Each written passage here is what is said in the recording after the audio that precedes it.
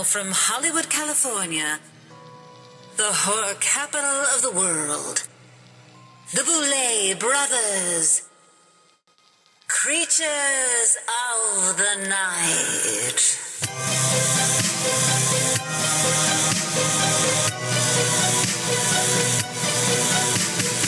Hello, my darlings, and welcome to another episode of the Boulet Brothers Creatures of the Night. We're all here gathered around the coffin table and ready to go. All right, so let's dig into this episode of the Boulet Brothers Dragula, season 666. This is episode 8, our Frankenhooker challenge. Yes! All right, so let's talk about where we left off. So where we left off last episode was Jaharia and Asia were getting tattooed as their extermination. Mm-hmm. So at the beginning of this episode, we learned that Asia is the one that survived, and then we see everybody react to that. Yes. And I have to point out the scoreboard because it has gotten very interesting because we have Asia and now we have Auntie and Gray all up there with 2 wins and Pie breathing down their neck, like obviously hungry for another win. Mm-hmm. And then there's Yuri. Yeah. Oh my God. They are really paying attention to the score. Yeah. I think the score does matter, but sometimes it also doesn't matter if you're taking the critiques and growing quickly. Yeah. That's always a bonus for us, I think. I think as so judges. too. Yeah, absolutely. We have, what did you think of the discussion about Yuri not having a win? Did you think that was valid or? I think that it's valid in the same way that this cast is a little obsessed with numbers and figures and scoreboards and sheets and all these things, because last episode there was a discussion of, or maybe 2 episodes ago, if you haven't done an extermination, you can't win the show. And these are rules that I don't remember us coming up with. And so now we have, you have X amount of wins in this. And I'm looking back at previous seasons being like, there is always an opportunity for a dark horse top 3. It always happens. No, absolutely. And I don't think that we establish any of those rules. But now that the show's been out there in the zeitgeist long enough, it's not just our show anymore. Mm-hmm. Like the fans own it now too. And people that want to be on it and ex-competitors, like we all like sort of possess a piece of this show, have expectations and stuff. As far as like what I thought about this entire discussion and how I feel like they were giving Yuri a really hard time. And I thought it was kind of bitchy. Yeah. Yeah. Obviously they've all been there for months to compete. Everybody knows the score. Do we really need to point out that there's only one person in the room who doesn't have a win and then talk about it? I don't know. Like I would say, let the score speak for itself. I still, if I was one of them, I'd say I love you all, including my girl with no win. So I'm not going to rub their nose in it. Well, it almost makes me feel like this cast, they're playing the game, and I feel like this is almost psychological warfare. It is psychological warfare. Like they're I agree. They're like, well, everyone's got 2 wins except for Yuri, and it's just okay. Like, what are you supposed to do with that? It's a grenade. I guess if it was me, I would stick up for Yuri and try to get rid of one of the heavy hitters. They are also too nice to do that. They have tried. They have teed that up like 4 times. They're like, we're gonna get Gray out. We're gonna get Asia out, and then it's always like, we're actually gonna get the bottom too. So, what did you think of Auntie and Asia talking about the whole extermination thing? I want to hear your take on this. Okay, so I think that it is really funny to have this conversation, and Pie sort of sums it up where it's like, who had the most suck week, or like they're comparing their like suck week, and it just cracks me up. Like, well, the time that I was up for extermination, I did this. Well, I did this, and I was like, got it. But Yuri still doesn't have 2 wins. Like, what the fuck? It's silly, but I do also think that, again, this cast is almost obsessed with numbers and placement, which I kind of live for. We haven't really had a cast that's that in tune with that element of the show, which is interesting. Sometimes they'll be like, let's all join hands and go forward and do our best. And if someone falls, we'll cry for them. There's still time this season, right? There's still episodes. I personally got off a little bit when they were going in on sort of like the qualifiers, like the intensity of the different exterminations. And when we were talking about Auntie and just a lip sync, even though it's cool to see that they have that skill set and 1 for 1 and someone's going home in 5 minutes. Yes, it's a little intense, but I feel like she got her artichoke wig adjusted a little bit, because getting a tattoo that big on your ass with some saggy titted wizard who's pissing himself is crazy. Okay, but I love when Auntie says, "Oh, what? So you got a tattoo?" Which any one of us would do on a Tuesday night. Yeah, that's true. "Oh, okay." I mean, my eyes were ping pong ball like back and forth. I was like, "Oh," and then okay. Yeah, I mean, Asia's kind of right too. That like, yeah, well, we would all be lip syncing on a Saturday night, probably too. Okay, so then let's go into the challenge issuing. So the cast learns that the challenge is Frankenhooker, and I want to, just in case some of the fans needed clarity, this is not intended to be a reference to the film. Even though you can do that, that's fine.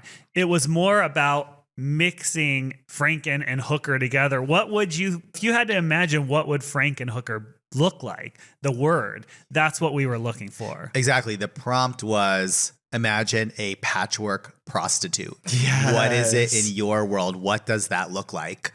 The Frankenhooker movie is such a double-edged sword for me, because I love half of it, and then the other half needs to go in the garbage forever because it's so problematic and it's like transphobic, and I just think it like brings up a lot of stuff in a very negative light. But at the core, it's a very kind of like irreverent queer story, and I think it's super cool. And I think this is our opportunity to sort of reclaim that idea. We're not going to let it sit back there in the 80s and just get dusty because it was problematic. We're going to bring it forward, remind everybody that it's there, but now how can we take something that's problematic and turn it into something that's amazing? And despite it being problematic, it was very queer at the same time. It had a queer sensibility, which I think you find in a lot of 80s horror movies. There's problematic things with it, but then there's kind of really queer coded things too. Yeah. It's weird. I've even seen, and I know that we're talking a little bit apples and oranges here, but there is a small but annoying movement online that is trying to essentially cancel Rocky Horror for being transphobic. Why is it transphobic?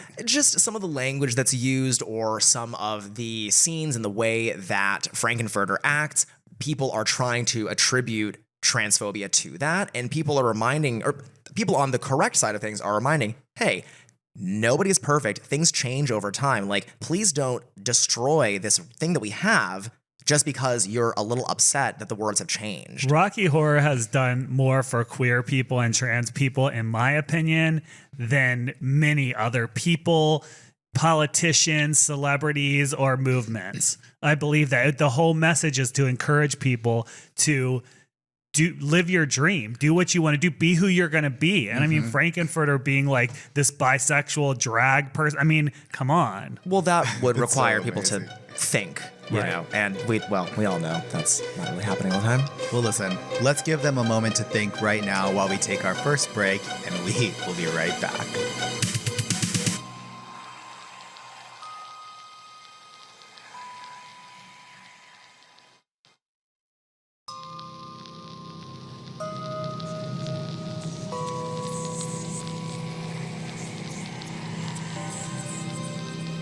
All right, and we are back, and we are now talking about this episode's Fright feat, which was electric chair trivia. Yay! Amazing. I wanted to do the Dragula trivia game forever. I think it's so fun, and it definitely separates the skipper from the Barbies.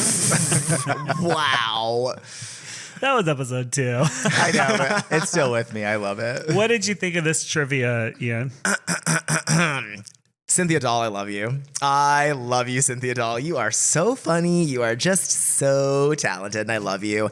Now, I do have a question for the season 666 cast. Have you ever seen the Boulet Brothers Dragula before? Have you ever watched an episode? Are you channeling a season 4 competitor who had never seen the show before they came on? Because some of these questions and answers, I was like, come on, it's right there. I was talking. Let's go. Well, I will spill my one drop of tea that I do every episode. One of the controversies that didn't make it on camera was that a few of the cast, they were doing this stuff all season, so it just became, they came to production and said, Auntie's never watched the show before. You know, at that point, we're like, girl, stop. I don't think you have to watch every episode or know everything about the show to compete on it or to win it. But I do think it's a smart thing to do, to watch it so that you can do better. It would be weird to go on a show that you have not educated yourself or seen the episodes of. Yeah. And I'm not saying that they actually have not. I know the three of us quote the show obsessively. So I know it all front to back, but I was just a little surprised. Like, not I was one too. I'm gonna chalk up some of it to like the intensity of the moment, because I know when I get put on the spot, I will blank. And if you ask me the same exact question in just like a relaxed environment or like driving down the street, I'm like, oh yeah, sure, blah blah blah. But then it's like, what is your favorite Phoebe Judge episode of Criminal? I'm like, I have no idea. I think of nothing. Throwback. Yeah. So Asia wins the fright feat, and she's able to use the curse of baldness on somebody. My favorite curse. Which we're just going to get right to, because I don't think anything super interesting happens between challenge issuing and, you know, the curse. Although there was that little thing with Pie and Auntie. What did you think of that? This is the one thing that I did write down. Yeah. I wrote down what Auntie had said because I just thought it was funny. Are you having second thoughts? Because that's kind of what we agreed on. And I just thought that Auntie's delivery is so cold and just, that's literally what we agreed on. It just like cracked me up. But it's interesting because this is a moment where we're seeing the danger of an alliance. We are seeing the danger of you're saying one thing to one person and then you don't want to reveal you have an alliance. It's a dangerous game to play. And I think that it really culminates in the incredible anti-pie mega edit.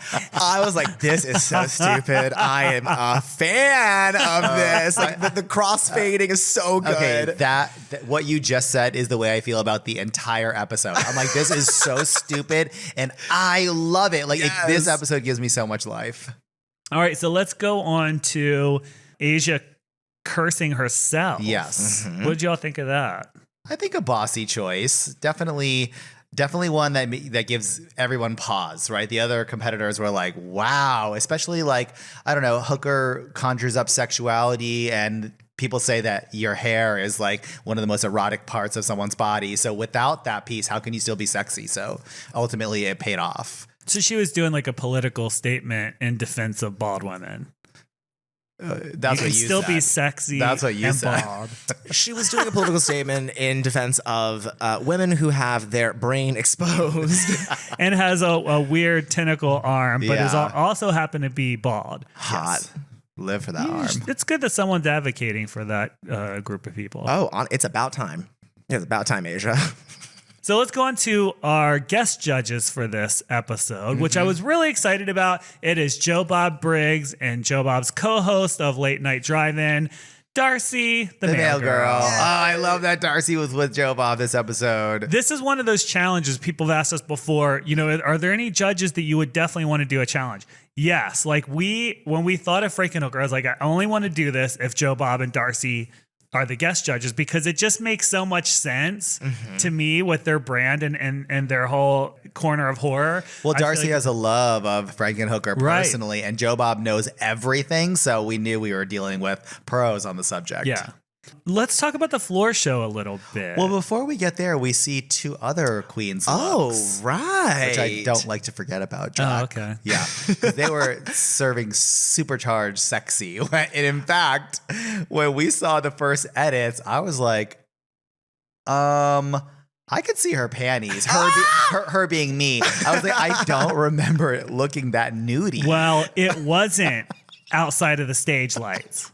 Oh. I saw that much later. I did that day when you looked down, or when I looked at her, you're like, oh, okay, I see like the skin tone. Like silhouetted kind of, yeah. Well, this is the real Tia Bora that I needed to know. When I saw the Boulet dynamics, I thought, oh, we are just giving negligee today. We are giving boudoir, honey. Serving fish. Was not the intention to wear a see-through dress, but it happens. It did. We looked good doing it. You looked amazing though. Like you look great. you. Sometimes you get a new dress and you wear it on stage where you have a lot of lights, like to a live event, and then you discover later that you're basically naked. That happens. Damn. Oh my God. I don't know why I just thought of this, but we were on some tour date this past tour, and when we did a seated show, because like some of the stops were seated and some of the stops were standing. When we did seated, Drac and I did the vampire song to open up Act 2. And we would enter from the back of the theater and walk down the theater. And Drac had this candelabra that caught everybody's eye. And I had a basket of like red flowers, and we're singing about vampires, and it's amazing. But we have the same hair on that we had in this episode. And we cross over, and I'm like, my head feels a little weird. And then I see Drac's eyes, and I notice everything. Like if you look even the fraction of an inch away from my eyes, I'm like, what are you seeing? What are you seeing? Yeah, so I'm performing. There's audience members right in front of my face, and I see Drac's eyes travel up to my forehead, but still she gives a smile and just goes by, and the wig had shifted off my head like a couple of inches. What was I supposed to do? I couldn't just stop the show, so I'm like, oh, please don't let it fall off. But I was like, I can see your wig, Bam Mama. I was, oh my God, I was so pissed. That wig is heavy. Yeah. It's a big wig. It is. It's very heavy, and it pulls. There's actually a bigger version of it that we have. What? I'll show it to you today. That could not stay on our head. That's how huge it was. Oh my God. Yeah. So what do you just do it for photo shoots? Or? We haven't I used don't know. it I yet. haven't used it yet. We'll figure it out. I think We we're didn't gonna realize until after we got it. put a chin strap on that bitch. What episode? Oh, that was the hair we were supposed to wear with that tentacle thing instead of the Dracula roll. Oh, and what? It just didn't come in time? It was here, but it wouldn't stay on our head. Literally, I put it on, and it actually, I managed to like balance it, but Drac couldn't do it. Like every time we put it on Drac's head, it would just slide off the back. I think it was me, because I have this big apple head that filled out the inside of the wig. It wasn't going anywhere. Wow. Okay, so now we're back at the floor show. Yeah. So what did you think of the floor? I mean, we said what we thought. Yeah. What do you think, Ian? This one was a little conflicted for me. Not Okay. because of the challenge or the theme. Like, I love it. I love this song. I'm actually very familiar with this song because of a very special digital show that exists in the ether. So I love it. I love this challenge. I thought that Yuri crushed it. When Yuri came out, again, this was my moment where I said, oh, that's a winner. Right there. And I was gagged. I was so happy. But I didn't know how the judging was going to go in terms of the cartoony looks. Okay. Because of course, I clock, okay, we have two cartoony looks that are sort of at odds with the more hardcore looks, I'm going to say. Yeah. And it's not that I didn't like the cartoony looks, but I thought, you just never really know how the other judges are going to see. I mean, some judges, they'd be like, oh, I love the cartoony look. So I had the placements a little bit different. But then after hearing the deliberation and sort of, seeing how judgment panned out, I thought, okay, this actually makes a lot of sense. And we're down to the top 5 at this point. It's not like there's a whole lot of room. Yeah, but you did, your perfect score over the past 3 episodes has now been sullied. But what was your placement? Like who? Yeah, I'm curious Okay. too. So my perfect placement has been tarnished. And this one, I think, was just a little bit of a personal and also a subjective viewing of the performance elements of the challenge. I had gray matter in the bottom 2. And I had pie as the safe in the middle. But just because I thought that the song is a little campier, and so I thought that maybe the camp aspect would have worked for that. There's the filth element, but that being said, I mean, Gray looked fantastic, and we do love a good stunt. We love a titty light. I said it so many times during that episode. I love those titty sparks. Well, yeah, and I mean, she really hooked it up to a battery, and like, Really? it was like a that's whole so thing. cool. Yeah. Oh, it was that's cool. awesome. Yeah, so it was cool to be like, oh, I can hook my tits up to the car battery and like set it off. We're like, really? And that's the kind of shit that makes me love this episode. Like, this show gives me so much life sometimes, and the Frankenhooker did it for me because it's such a glorious celebration of stupid and ridiculous. And the opening of the group shot where all the ghouls are in their Frankenhooker best and they're in the convertible and they're just all singing and the lights, I was like, oh my God, it's so dumb and so awesome. Oh, I don't know if we're here yet, but I have to say, There is a line from Dracmorda that I think goes a little under the radar that I was gagged. Why? Girl, you're talking about pie, and you're like, well, I don't know. I guess you didn't spend enough time at the park. And I was like, oh my God, that is so oh my God, filth, mama, filth, and deep cut. I'm like, it would go straight over most people's heads. I'm like, oh, nasty, mama. Yeah. Well, I mean, you look at the back of the outfit, and I don't know. It's drag, filth, horror, glamour. Come on, mama. Yeah. Do you have any thoughts about the floor show that we didn't say on the show, Swan? I do want to give a minute to kind of celebrate both Auntie and Pie, even though after Judgment it wasn't their night, and I didn't. It wasn't until I rewatched the show that I was like, oh, these are the two cartoony looks like that you mentioned, because I don't think that was really part of my judging process. The day of the Judgment, I wasn't saying like, oh, these guys are cartoony, these guys are hardcore. I favor the hardcore, so they're both in the bottom. I just felt like it was a series of influences that made them both fall short. But the truth is, Auntie's performance was kind of awesome, even though she didn't know all the words. Like the arm gag and the multiple dicks and the cum bath was such a crazy celebration of like this kind of challenge. And Dragula, like you can't see that shit anywhere else. And I kind of loved her for it. And Pie's physicality probably gave me the most joy when I actually watched the floor show, particularly when he's in the trunk and it's Yes. and he's like arching his back to the beat. I mean, it's so good. So I want them both to know that I love both of their performances, and I thought they did great, even though they placed low. I want to talk about Yuri a little bit too, because we talked about it on the show. That was like hilarious to me. Did it come off like that when you watched it? What, Yuri as comedy? In the sense that she like became a completely different person. It's the Rose Nyland transformation. It's like what you said in Deliberation. Yeah. It's like, this is the episode of the like Golden there's a Girls. stunt double. Yeah. So like, where was this person? I don't know that I got comedy so much as I got, this is what we have been asking Right. for. It was triumphant. I just Where thought, did she get it from? I have no idea. well, she's a Frankenhooker. She got she got a leg from this hoe. She got a leg from She that let it girl. all out. Like she just finally let it all out. Maybe it was getting read and dragged in the lab earlier about not having a win or this, that, and the other, and like she's not a threat and all that. Like whatever it was, it worked, and it happened on this episode. Now, I really liked Gray's look a lot. So Gray to me would have that's the two that were competing for the win, in my opinion, was Gray and Yuri. But that sort of growth and giving it her all, I felt like she had more gumption about the whole thing. Yeah. Which is what sent her over the Gumption. top. Yeah, no, I totally agree. The transformation in the performance was so crazy, but I also did love Gray's almost like Cenobite interpretation, like dark side Frankenhooker. Yeah, it was very cool. Very Joe cool. Bob liked it a lot too. Let's see. So then we have Auntie and Pie, who are up for Extermination, who we send to the freezer. It's convinced me that Israel is maybe some sort of reanimated corpse, because Yes. for some reason he wasn't cold. And I'm telling you, I had winter clothes, hats, the whole thing on in there. Yeah. And we kept coming in and out because we couldn't stay. You just can't stay in there for long. Like even the camera people, they're like, okay, cut. And everyone would run out.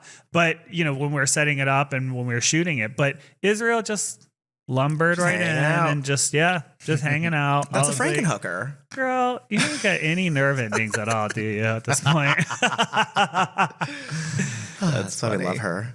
So what did you think of the Extermination? I haven't been able to hear anyone's reaction. Was it to funny? yet. Was it funny to you? It's amazing. Amazing. This is one of those exterminations where, I mean, genuinely, I think that it would be massively uncomfortable to do this. Yeah. But there's just something iconic and incredible just about the tits in the window just Yes. continually. I was just like, why is this so, I'm like, why is this so sexual? Duh, Frankenhooker. Yeah. But it just was kind of comedy.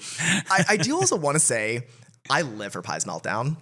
I live. Really? I am obsessed. When was Pie's meltdown? Pie goes apeshit nuts in the cauldron and is like, I'm the best makeup artist that's ever been on the show. I'm the best we gotta costume talk designer. about that. Yeah. I'm obsessed. Well, I love it. Why? Like, Do it, diva. Do it. I feel like there is such a guarded expectation that people come onto the show with sometimes, where they're like, I don't want to say what's really on my mind. I don't want to say the thing that I'm thinking. And that leads to people not giving their all in the challenge or in the cauldron or wherever it is. And that's how Pi really feels. I'm like, you think you are the best, and bitch, fuck yeah. Absolutely. Go off, sis. Like, that level of passion and crazy. I'm like, this is one of my favorite reality TV characters. I love it. It's like Psycho amazing. Meltdown. Love it. Love to hear it.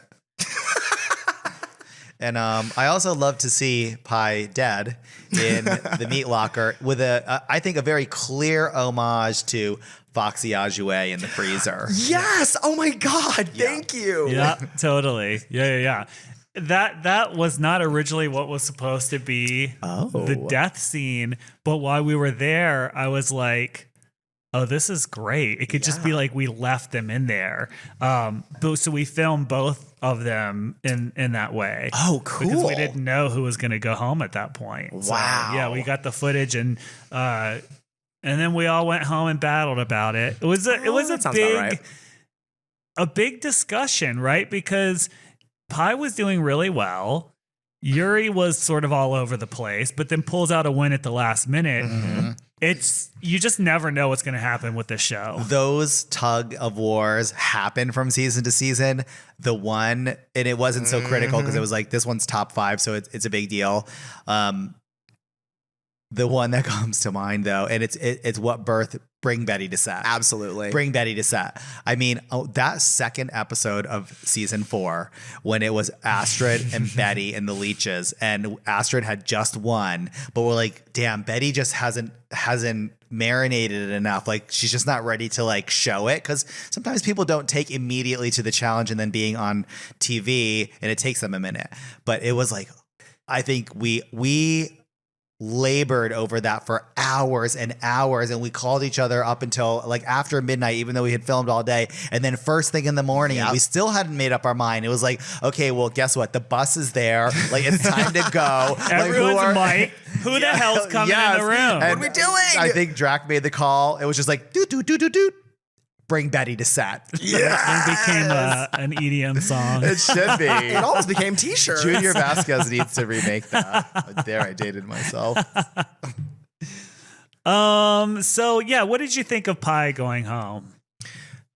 I was sad to see Pi go, but at the same time, this is where we're at in the season. Yeah. This is where we're at. You cannot be precious about characters you like. Anyone can go home. It's anyone's game to win or lose at this point. And I think that even though I love Pi's drag, they are super talented, I do think that Auntie brings a level of polish that the rest of the cast at this point, not in a bad way, does not bring. Right. Auntie, I agree with that. Auntie is done, mama. Like, that drag is stamped. So I want to take this opportunity to warn the fans. The next episode of the Boulet Brothers Dragula season 666 is not a reunion. There is no Last Supper reunion this season. Dun, dun, why? dun. I'm going to just say why real quick. Why? Because last year, that reunion was the worst reunion I have ever had the displeasure of sitting through. It was so like pulling teeth. Nobody would say anything. They just literally sat there silent. They had some kind of meeting that was like, we're going to be queer artists together. Thank you for giving us the worst reunion we've ever had. And so I just didn't want to do it this year. Well, I was like, I'm not doing it. I want to say this too, Drac. I think you're totally entitled to that opinion, because you worked so hard to throw them bones and get conversations, like real conversations that fans want to know the answers to. Like, you'd throw it out and no one would bite, and then you do it again, and I could sense the frustration. Yeah. And it was hard. It's hard to sit through. So taking that away from competitors and fans, and this is like one of my favorite things to say, it might feel like punishment, because it is. Yeah, well, I didn't want to punish myself. I will also add another reason why we didn't do, and here's the thing, this cast could have done I regretted it. I regretted it. I do too, because I think this would have been the cast that could have had a great Last Supper reunion. Yeah. And I love the season 5 cast. I want to be very clear. I love them. I think they're fantastic, but they they did not show up that day, and it really pissed me off. But there's a really special challenge coming up that if you use your brain, you can figure out what it is that I thought was the ultimate way to decide the top 3, because we are not doing a top 4. And on that note, we're going to take another break, and we will be right back.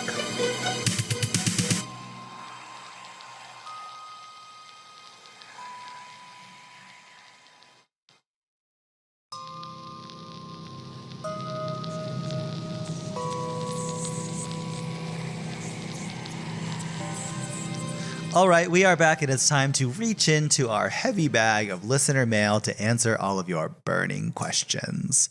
Ian, would you do the honors? I would be honored. Meredith writes, I know that Swan and Drac have been together for many years, and in that time you have built this amazing brand. I have always heard it's not good to mix business with pleasure, but it seems to have worked out well for you both. What do you think is the reason behind your successful professional and romantic partnership? Teach us your ways.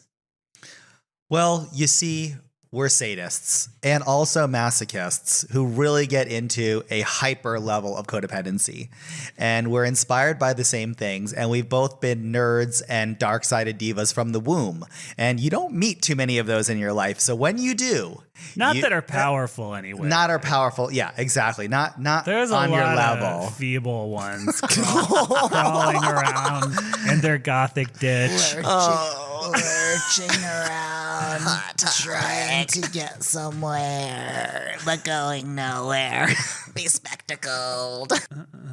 I think the main thing is that we're friends and we're working on something we want to work on. That was not always our primary job. So the show would be something we would spend time on for fun as an alternative to the 10 other jobs, things that we did at the time. We were event producers and all this, and so that took up a lot of our time. So I think working on something you love is part of it, making sure it's always fun. Like this episode, that song was for us only. Yes, we it picked that was. to entertain us. Yes, it was. I knew it was going to be, the end of the season always drags you down a bit, and I was like, this song's going to make it all worth it, and it did.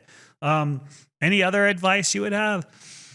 I mean, other than I think what is an extension of what you said, which is like we are friends at our core, we get inspired by the same type of things. And when you have someone encouraging you, right? Like I think every artist in the world has ideas. Sometimes the seeds of those ideas never get the chance to bloom because they're not watered and tended and cared for because you forget about them. You need to stay motivated. The thing that grows is the thing that you give attention to. So I have someone in my life standing next to me, keeping me motivated to help this thing grow. And I do the same thing for them. And this is what our garden has given us.